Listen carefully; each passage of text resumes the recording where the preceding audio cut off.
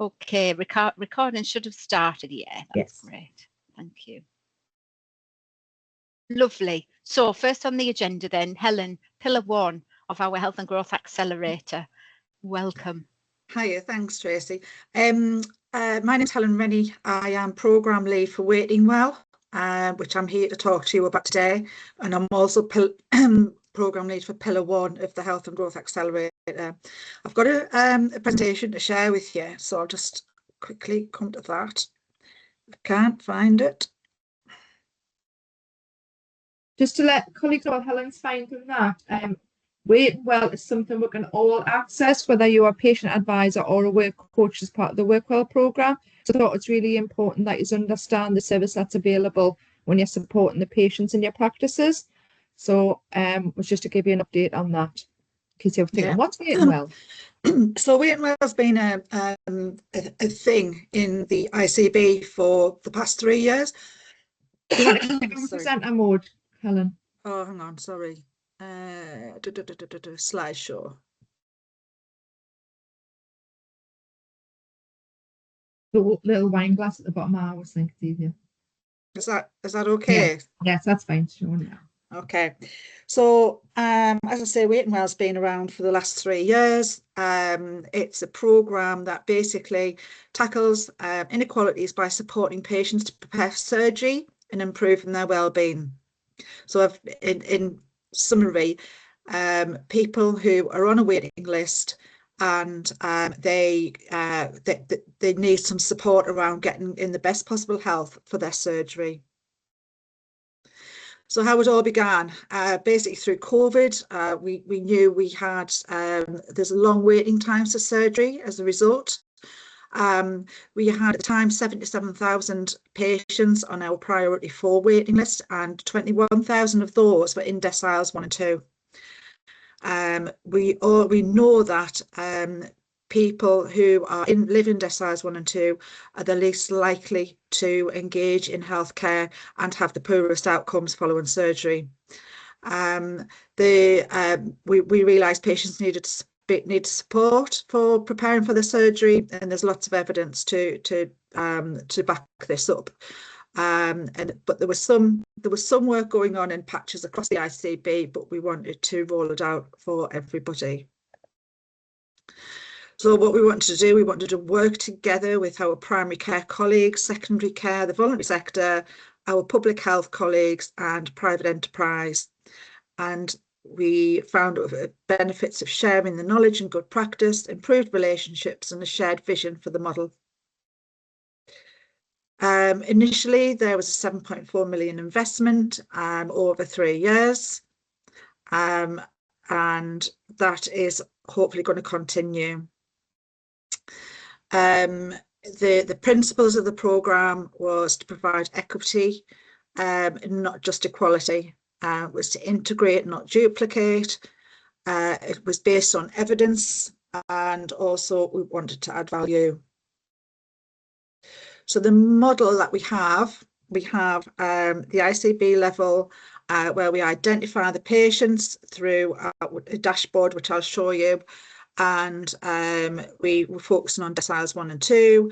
We had a function for learning disabilities, ethnicity, a diabetic model, and a smoking model, a quit smoking model.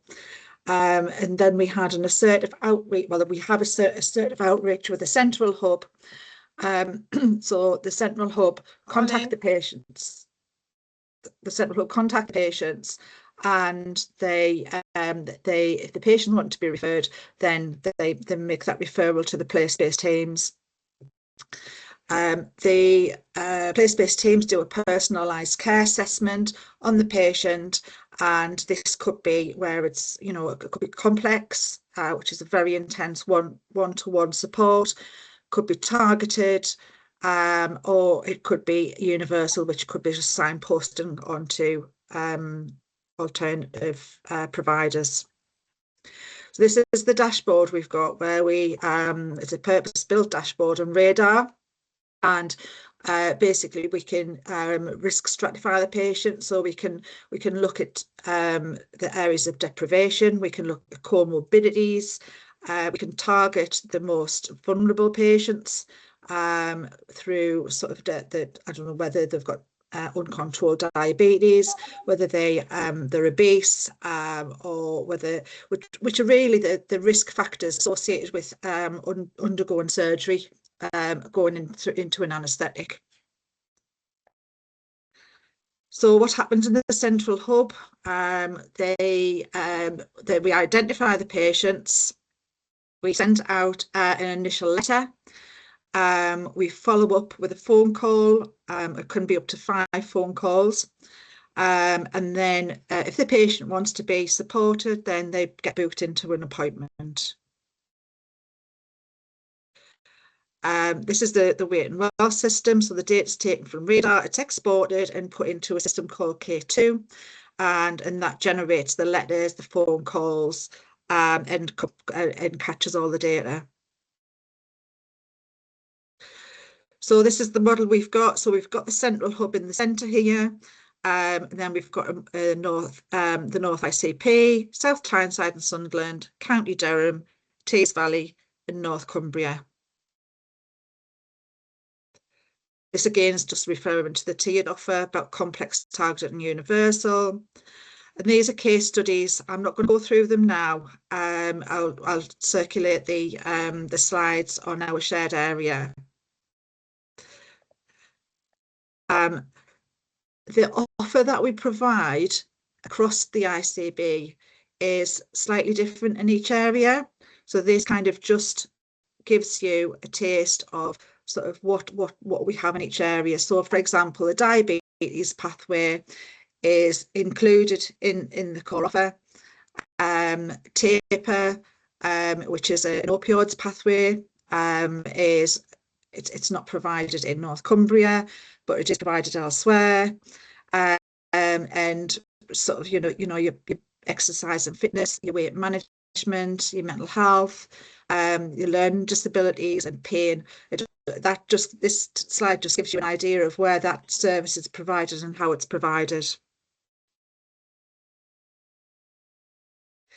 This is just some data to show you, sort of across the months since January, the amount of letters we've sent. So in October 2025, we sent out 2,400.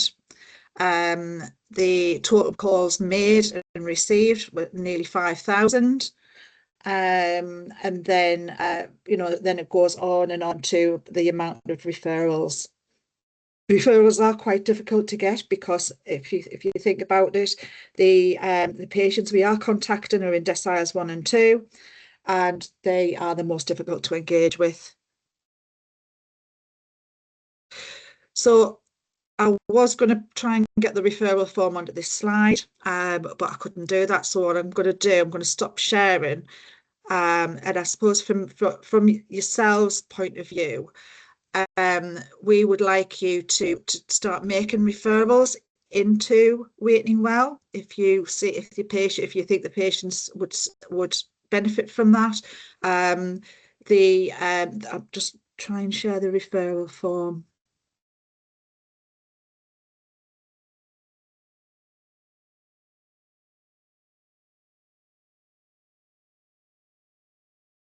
Do you want to come in there, Kay, while we're just waiting for Helen?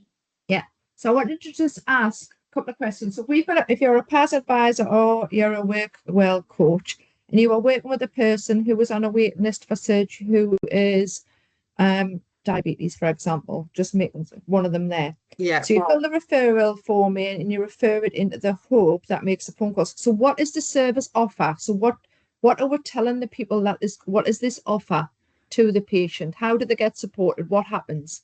So basically the offer that they're going to get, it depends on what their need is. They, if they need to lose some weight in preparation for the surgery, they'd get some exercise advice, some dietary advice. They might want to quit smoking. There's evidence out there that even if you quit smoking for a couple of weeks before your surgery, you're more likely to recover quicker.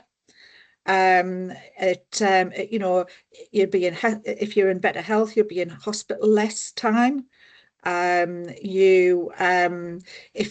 If you have uncontrolled diabetes and you go for your pre-assessment before your surgery, you will not get your surgery if you've got uncontrolled diabetes. They will not put you under an anaesthetic because it's too high risk. So the service they've got within the North ICP is they work with patients prior to the surgery to get their levels to an acceptable level. The insulin, I can't never say that word, insulin level. So there's lots that the team can offer, and the evidence shows that patients will recover quicker, and they're more likely to get their operation rather than getting cancelled. Right. So Helen, because we've not had any involvement in this, have you got any details to show for each of the things? You had smoke and you had diabetes, to show what the offer is, to give an idea of what the offer would be? If is it telephony, is it face-to-face? It can be either, depends what the patients want. To give an indication, because we've had no involvement in this, it's hard to sell something when you don't really understand it. So if we can just have a little bit more detail on what it would mean, how it would work, when they'll be contacted, how they'll be contacted, what sort of things they'll be helped with, just to give an indication. I think that'll help colleagues to be able to sell this to people they're working with. Right, okay, that's no problem. I'll put it all in the shared area. In the share, right? Agreed. So yeah, so this is the referral form. This is in EMIS and System 1. I think we'll have to think about those who don't have access to EMIS and System 1.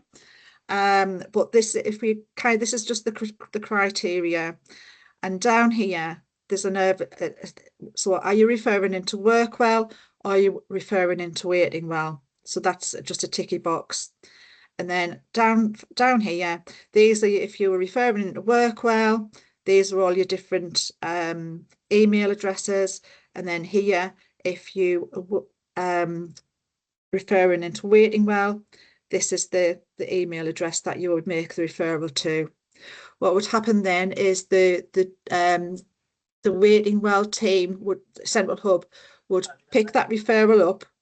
They'd contact the patient and book them an appointment. And then the place-based teams would then contact the patient and do an initial assessment and try to understand what the patient's needs would be. I think that somebody needs to be on mute. I'm not sure who it is. Keeps popping up. One other question on there, because that form, we talked about this form, and it was going to be reworded a bit around PAS. Is that still going to be the? This is just, I think this is just still a draft. I've had to really just kind of grab it. Right. I'll stop sharing. Right, brilliant. Does anybody have any questions on that for Helen? Or move on?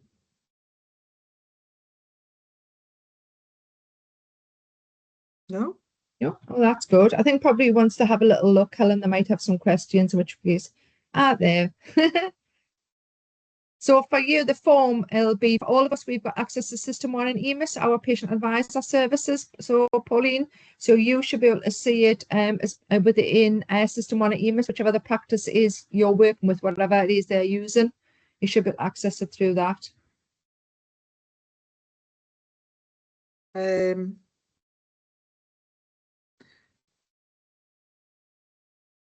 Was that a question that I can't see that question? Yeah, it was in the chat. It was in the chat. Not obvious. How to access the form? It's in EMIS and System 1. Yeah, that's fine. Brilliant. There's something else, like I said, we can use to support the people that we're working with. But if anybody wants to have a chat about the service, just contact me and I'll answer any questions. As I say, with the Central Hub are brilliant. They've got so much knowledge and experience around engaging with patients. The programme has sort of changed over the years, but through lessons learned and experience, we we've recently gone to an opt-out model, whereas we used to say to the patients, would you like to be referred? But now we're going to refer you. Should you not want referral, you need to let us know. So it's all about sort of the way that we talk to the patients and engage. There's a few questions in the side there about people that don't have access to system EMIS or system. I think we're going to have a think about that, because I'm not really sure. I think we can make the referral form available to everybody on the shared area. So I think that's probably the best way of doing it. Yeah. And then the email it to the central hub. Great, that'd be great. Thank you. We'll send up communication once we know the details, and we'll put it in the SharePoint. Yeah. Thank you. Thank you. Okay, lovely. Any other questions at all? Like I say, please use the chat if you don't feel comfortable raising your hand. Just pop your questions in, then we will get to them. We'll move on to the next topic, which is the evaluation and from the research and evaluation team. So Hamdi, welcome to the team. And if you'd like to do your bit, thank you. Yeah, sure. No, thanks, Tracy. I'll just share my screen. Is everyone seeing that? Is that okay? Yes, fine. Thank you. Hi, everyone. My name is Hamdi Hamza. I'm a research and evaluation coordinator as part of the NENC ICB research and evidence team. So together with Shona Haining, who's the strategic head of research and evidence, we are leading the evaluation of work well across the 3 pillars. And so this is just giving an overview of what we're doing, the aims, and some of the key bits that you'll be involved in, especially from a data collection perspective. So this is just probably giving an overview of what Tracy mentioned earlier on across the 3 pillars within the program. So the first one is the work well services, which everyone on the call here is probably most relevant to. Second pillar, supporting staff and mental staff, NHS and social care staff, and the third one being creating healthier workplaces. So within this is a big program, so I do think from an evidence and evaluation perspective, we want to generate the right evidence for us to inform decision making, to know that we are doing the right thing, and ensuring that public funds are spent accordingly. So given how big the program is, we set out a few evaluation aims and questions. And our first evaluation aim is understanding the impact of proactively identifying individuals who face health-related barriers to remain in or access work in NENC. Understand the usage and impact of the staff mental health and well-being hub, and gather and share program learning across the different pillars, what's working, what's not working, how can we do better within the program that we are offering. So with that, some of the questions that we had were, what impact has work well had on economic inactivity in NENC? How did local delivery teams operationalize their work well offers? What are the experiences of stakeholders? We are speaking to patients, work coaches, program teams, different people, just to get that idea of that, again, going back to what's working and what's not working, how can we do better? And what are the enablers and challenges of the program? So this is just an overall view of our evaluation framework. There are 7 components as part of this, our approach.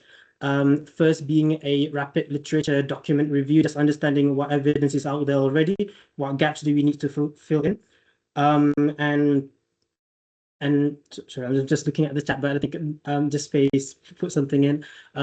So just first going back into like the document review, understanding what evidence is out there, capturing the different LDT profiles, because there are different models around how the work well offer is being shared to the public and implemented accordingly. There is a minimum data set as part of this program, and I'll cover that a bit more in the presentation today. There's a patient experience and staff experience component just to understand what's working. Again, understand the implementation side. and knowing what the economic benefits are. So there is an economic evaluation being planned as part of this program. So, and given the complexity and the different parts and components of this, we will be taking a mixed methods approach. Both the qualitative and quantitative aspects of it will help shape us and allow us to triangulate the different key bits and key information that we need to be able to inform the program further and to ensure that we do generate the relevant evidence according to different stakeholders within the ICB, within NHS England. So how do we capture that accordingly and feed that back to the different stakeholders involved in the system? As part of this evaluation framework as well, I think reporting and knowledge mobilization is key so that we don't just keep whatever findings that we have within a specific group. We aim to share it to different groups and different communities of practice, different networks. So it does give us that the idea that it is being fed accordingly. And I think yes, Kay, I think I saw that comment. Then we will factor that in as well. No, thanks. About PAS within the staff experience. Some of the enablers of this approach are having different collaborations and discussion and steering groups. We have logic models in place just to understand what the idea and the theory of change behind this program is. And we do have an evidence repository, which I will share in the next slide. I think the idea here is what I mentioned earlier on, what evidence is out there. So what we came to the conclusion is there is not a lot of evidence, especially when we're speaking about what works in tackling economic inactivity. And one of the things that we are doing in NENC is actually generating that evidence and how do we best capture whatever local bits of information and knowledge that we have here and feed that back to different places, because in the academic literature, there isn't a lot out there and is not robust evidence either. And a lot of evidence are is prone to bias because they are being published by different organizations and there isn't that independence in that evidence being generated. But within the evidence that we found, a lot of them discussed prevention and early identification. There were discussions around using DWP notes, which is what's key in this program. However, there's that finding in terms of how we do that isn't quite clear. So one of the things that we are doing in this evaluation is capturing what the impact is with using GP fit notes with identifying the right cohort of patients.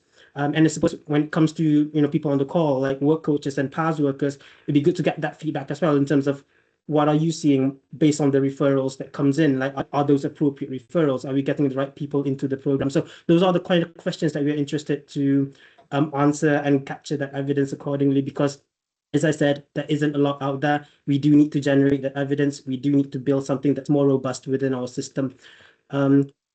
Next, I think within the evidence also, there's a lot of mentions around coordinators, caseworkers, work coaches as being integral to getting people in terms of improving return to work rates and reducing work absences duration. So there is the criticality of having someone managing cases that allows them to be signposted or referred to the relevant support that they need.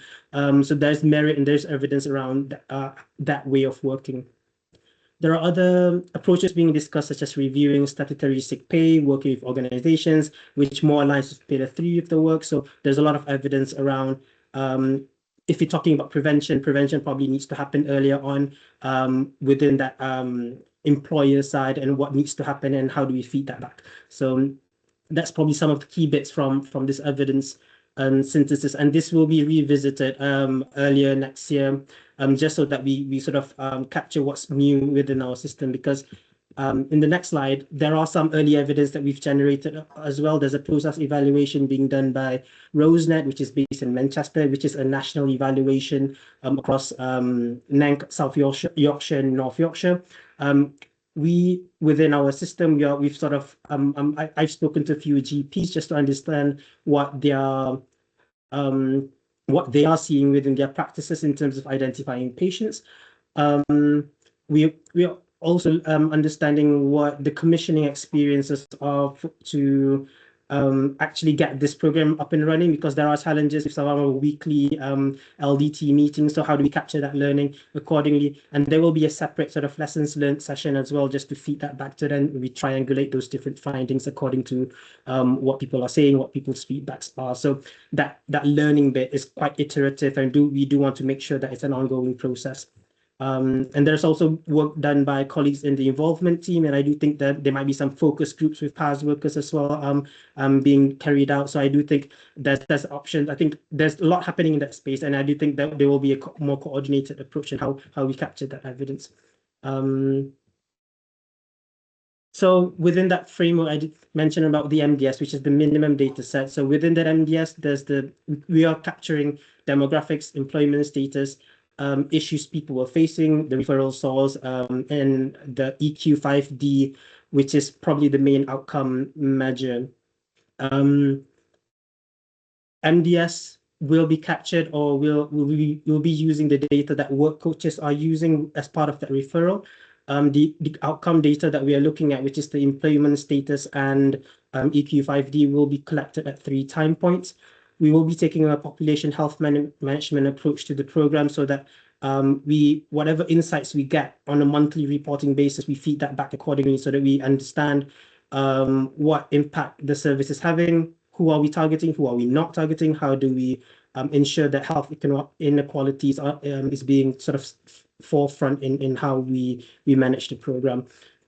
So in order to best inform our decision making, so data collection and quality are key. And if it isn't quite clear, and colleagues on the call and how this is being done, feel free to reach out to your leads, in terms of, because different areas have different ways of collecting data, and depending on the provider. So if it isn't clear how this is being collected, feel free to reach out to your local delivery team leads, and they'd probably be able to share what approaches are being done in terms of data collection. I mentioned data collection being across 3 time points. So there's some referral information, employment status and initial assessment, and also the EQ5D. And the employment status and EQ5D measures will be constant across 3 time points, at the start, at the end, and 12 weeks post-intervention. And I think this probably doesn't come as a surprise that it's already being collected as part of existing services. But just going back to that messaging, if it isn't clear how this is being done, feel free to reach out to your LDT leads, and they'll probably be able to support you with how data collection is being carried out. On top of the quantitative bit, there's also the qualitative evaluation of stakeholder experience. Interviews with patients, work coaches, and GPs will be carried out, and this is work that's being led by Newcastle University.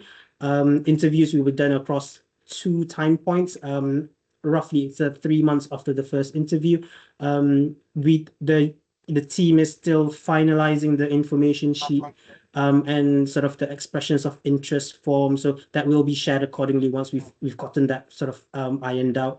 But more details will follow as part of recruitment, and just to get that breadth and depth across different people across the program, and understanding those experiences further.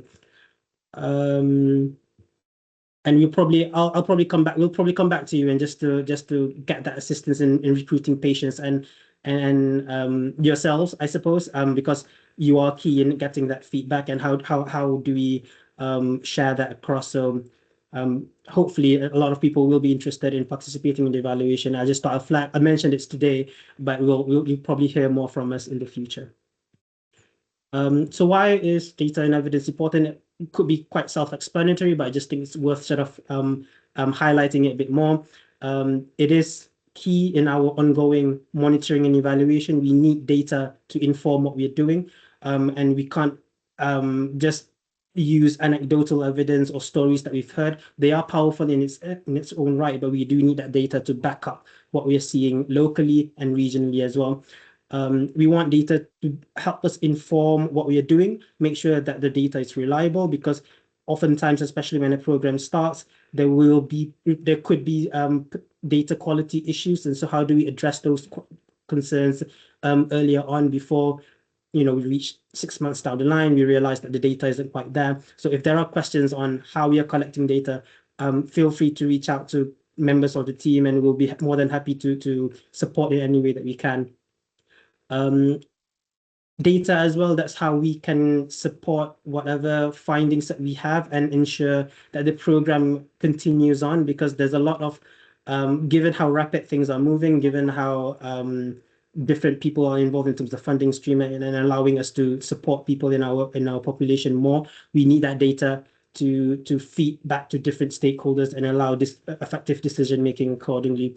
And as I mentioned, it's just about having that local, regional, and national impact in what we're doing, so that we can confidently and comfortably say that whatever we're seeing and whatever we're capturing is indeed robust, and it's indeed what we need to show within different people within the system that it's working. So I think ultimately that's the goal. We do want to be able to share success stories. We do want to be able to share how can we expand what we're offering further. So just my final slide. I think all of that was very much related to what's being done within Pillar 1. But as part of the evaluation, we are also looking at the Pillar 2 work, which is the Staff Mental Health and Wellbeing Hub.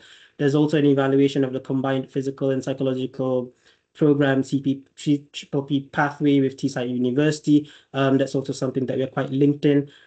We are providing support and advice on other evaluations funded by Health and Growth Accelerator. But again, if there are any questions, if about data collection, MDS, how do we feed that data? How do we extract it? Feel free to come back to us and just ask us any questions. We'll be more than happy to support with any questions that people have. I think that's all from me. Are there any questions? Because there's a lot happening in this space, I suppose, and I think it's just quite and I just giving an idea of what the evidence is. How do we generate more evidence, and how do we inform that moving forward?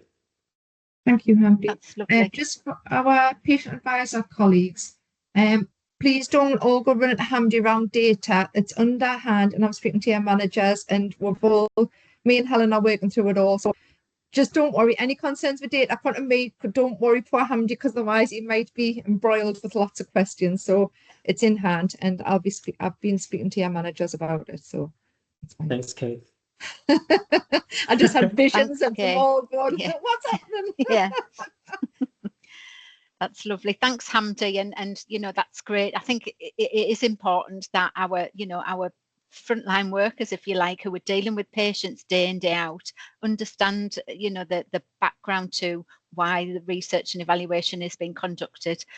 You know, you all play an absolute vital part in supporting and feeding data into Hamdi's team and Shauna's team. So thank you very much. Any questions? Has anybody got? Got a good opportunity here, I think, all of it to demonstrate an effectiveness of this program. Absolutely, absolutely. And the only way to do that is completing the data that's required. So I know colleagues may think, oh no, more things to fill in, but there is a purpose for it, and it's a valuable reason why we're asking colleagues to do that. Because without that data, we can't look at something as effective as that longevity that we really hope it can be. So thank you, everybody. Thank you. Okay, if we move on now to Craig, or whoever is representing MEC. Yeah, Tracy, I'm here. You're here. Oh, lovely, Craig. I wasn't sure if you'd already gone on holiday, but no, it's later this week, isn't it? Yes. Not too long. I'm on the countdown. Thank you. So my name's Craig. So I'm the strategic Making Every Continent Count lead for North East and North Cumbria. For this meeting, I'm very much just going to focus on some practicalities.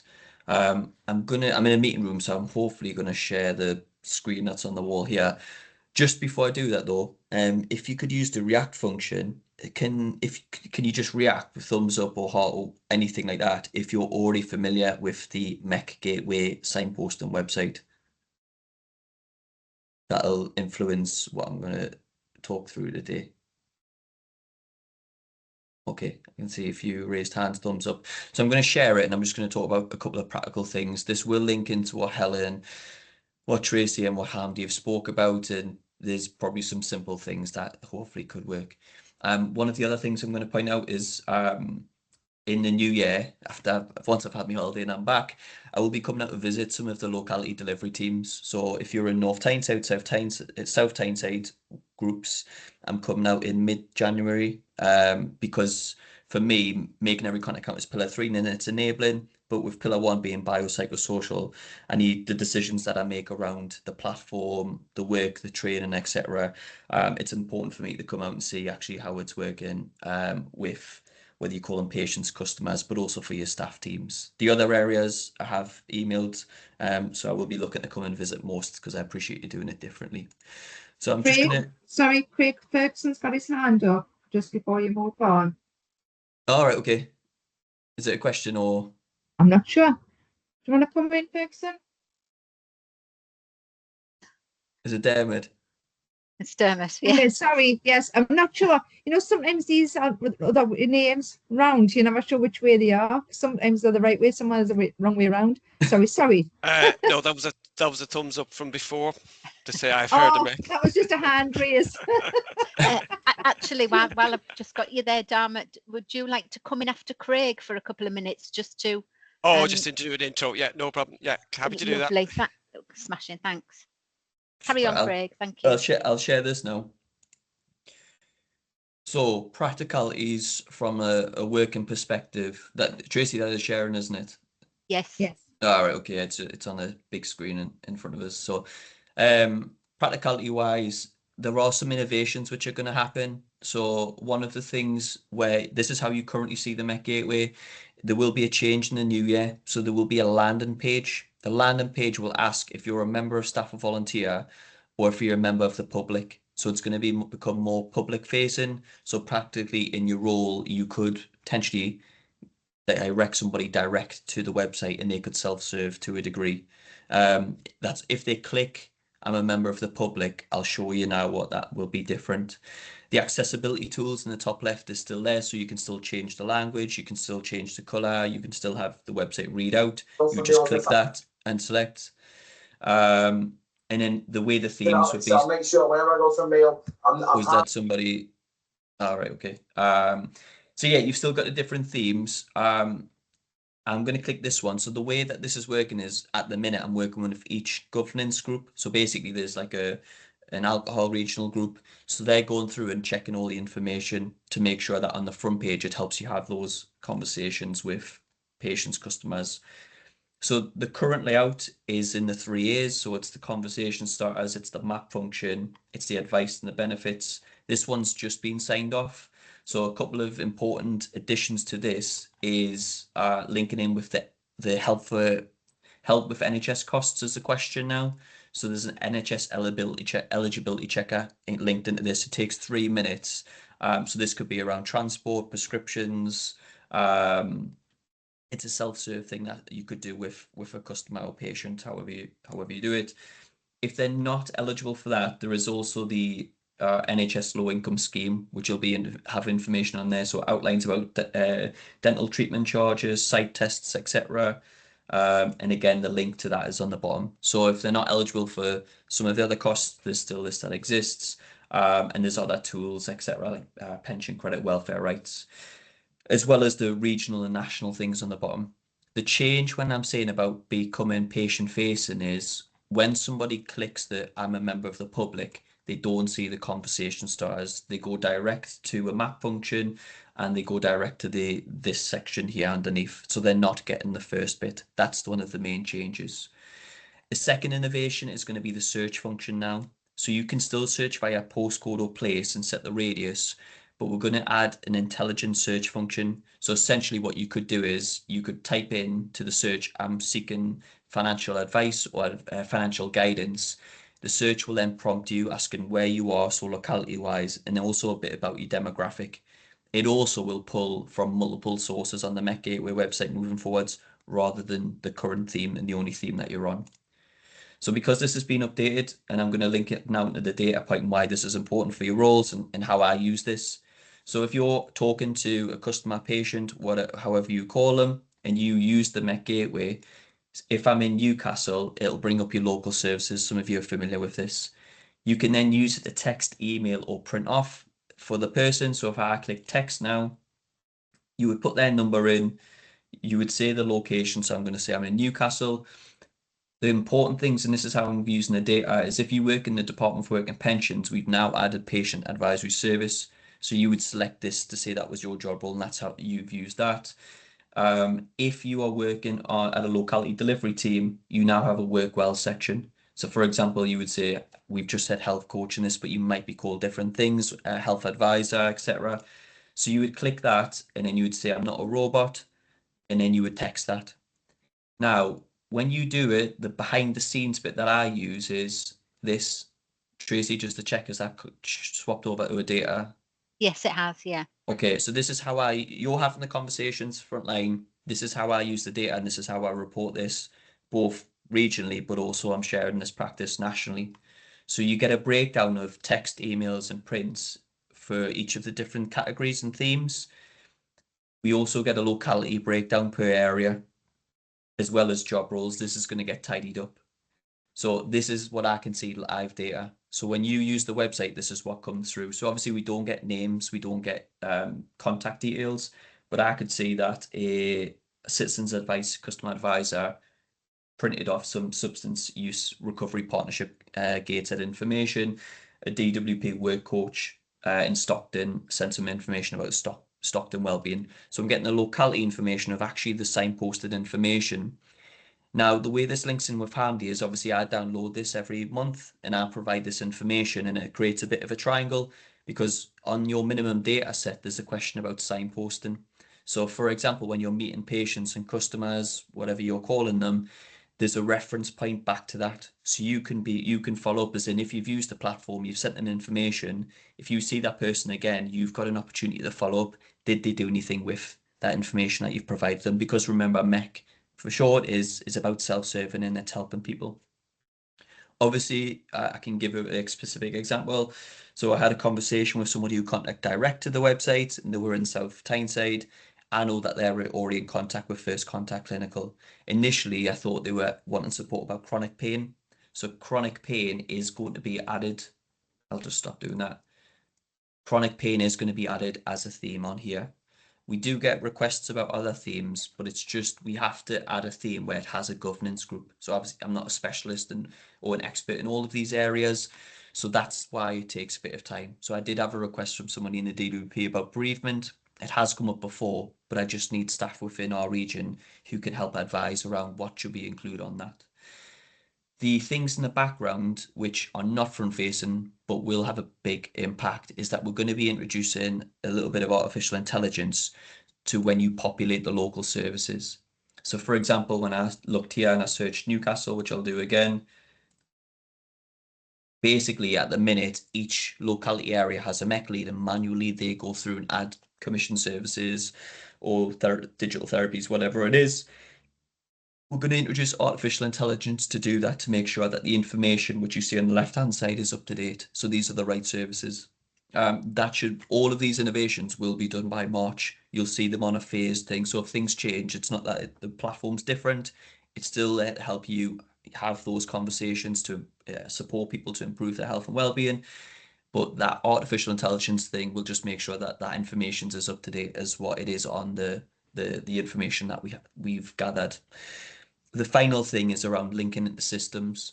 So we're going to be introducing something called API, which is Applicant Programming Interface, which means that our website can be embedded. So people were talking about System 1, which is traditionally like an NHS or used by trusts. It means that we can embed our website moving forwards into different systems. For Kane, for DWP and Patients Advisors, it might be that you're using internal stuff. There's the opportunity that'll exist there. Basically, that API just makes it seamless. So you could have a system that you use. It means that actually the website's just embedded as part of your system or platform that you're using to do it. So those are the 4 innovations. You will see a slight design refresh. It'll still be bright and vibrant and colorful. It'll just remove the amount of clicks. So for example, in this instance, where you've got little sections here, it's a double click. The design, the user experience will just be to try and improve that. So those are some of the changes coming up. Obviously, there is free MEC training that's available. You can access it. It will link really, if you've not done it already, we've got some virtual sessions coming up, but you can access the training at place. So I think we're coming across to North Cumbria in February time to do a trainer, so it can staff across there can be upskilled like colleagues in DWP here. But if you're in a local delivery team and you haven't accessed training, I'm happy to kind of link you in to make sure you can get it. Basically, it's just about trying to have as good a conversation as you can, but there is a bit of behavioural science training theory included within it, so it would support you in the roles that you're doing. And obviously, from a data perspective, we want to do this right. So for me, it's trying to support and to help. So that's a really quick run through. I'm just going to focus on them. Because I think that's the most important thing. But for me, if you're using the website, please put your job roles in, because that's basically where that data goes to, and it's how we then link back to each locality area. So Tracy, I'll stop sharing. I'll hand back to you. That's lovely. Thanks, Craig. I've just put a link in the chat as well. If people aren't familiar with the Boost Learning Academy, there are there's a MEC tile on there, and you can access MEC training and the sort of webinars and stuff on there.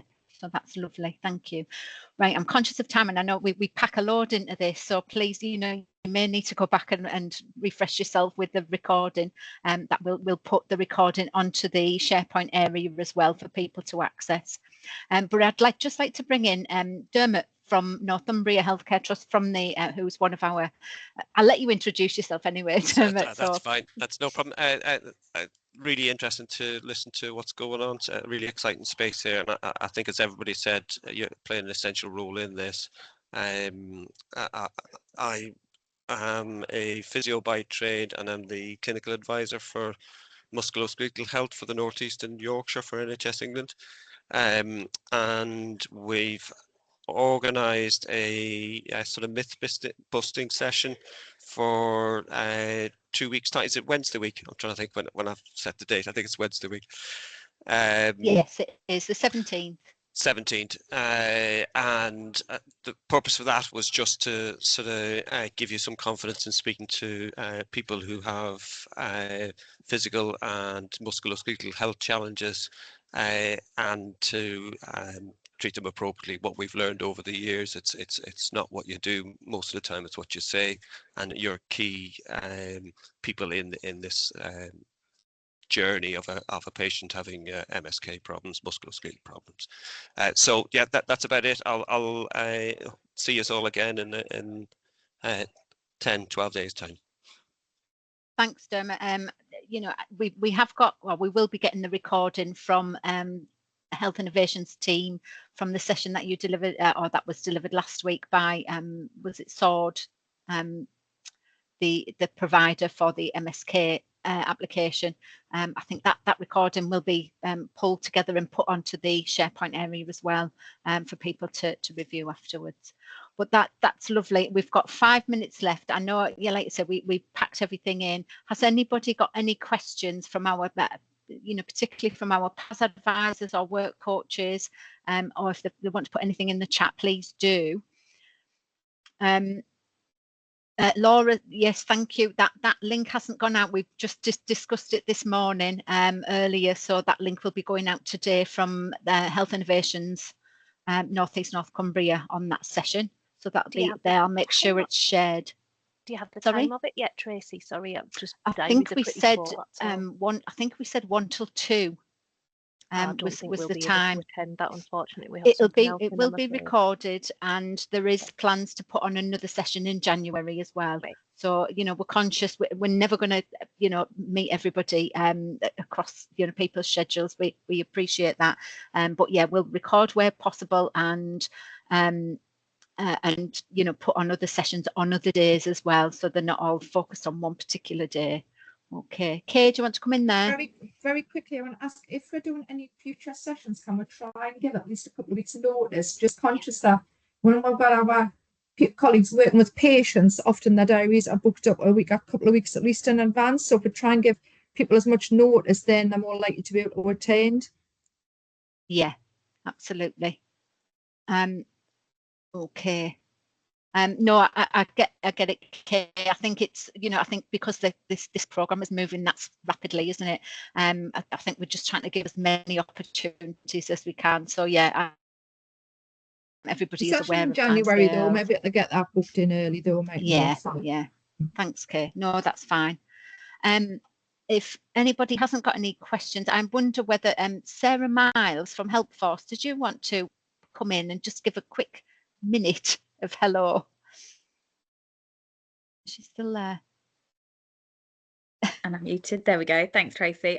Just probably a very quick hello and a kind of a bit of context. But yeah, I'm Sarah Miles. I work for a charity called Helpforce, and we primarily exist to support around kind of volunteering across health and care, develop new roles, measure the impact of them, and doing some work with Tracy and Faye around Pillar 3. And actually, I've chatted with Kay and Steve a number of weeks ago. But our kind of whole programme work is called Volunteer to Career, and it's all around working with the trusts in the area to help them develop a volunteer to career programme. So all about volunteers coming in kind of particular roles that are of interest and high impact, and sometimes around where the workforce needs are and the vacancies, and develop a role and support people on a pathway across around 3 months to develop in that kind of volunteer role, develop their skills and experience, but also receive support from a clinical lead around kind of coaching, mentoring, training, hopefully at the end to see people get a further kind of training, employment within kind of health and care. That is traditionally how we've run it. Recognise that the kind of Pillar 3 programme here is very much about kind of supporting people into work full stop, not necessarily work within kind of health and care. So, you know, obviously looking at how we can develop our programmes to make sure that we're giving people lots of confidence and skills building and team working that might help them get a role anywhere, not necessarily just within kind of the NHS or health and care sector.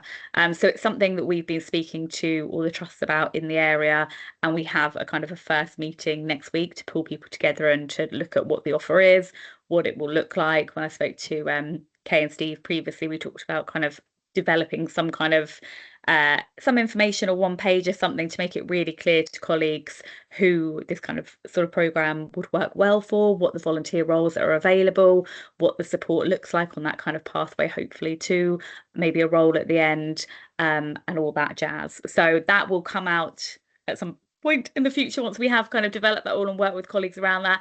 And I'm sure there'll be lots, maybe another conversation here and probably some much more kind of local ones as well. That's lovely. Thanks, Sarah. I know it's a very quick thing, but yeah, we can, you know, absolutely book you in again for a bit of a longer talk at another session. There's just a question there in the chat from Fleur.